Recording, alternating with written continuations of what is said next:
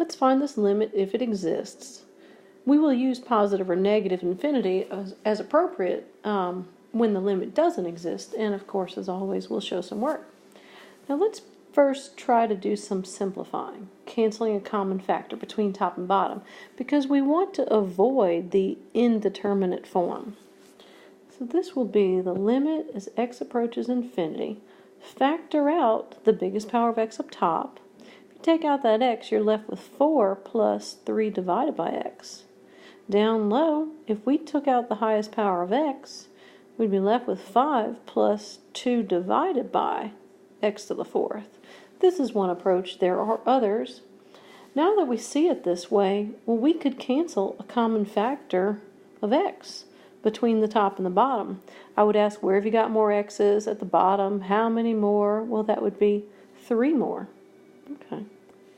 So now this becomes the limit as x approaches infinity of 4 plus 3 over x divided by 5 plus 2 over x to the 4th on the inside and an x cubed on the outside. Oh, that's messy.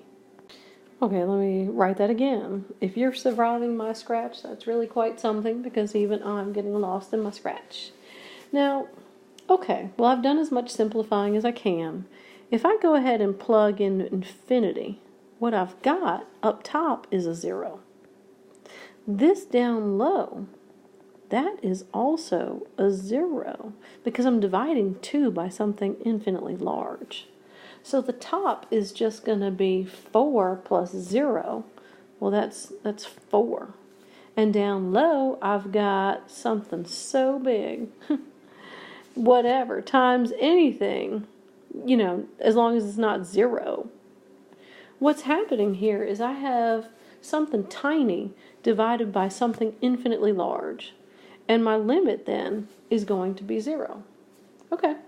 So this limit is 0 as we approach infinity, as x approaches infinity, positive infinity.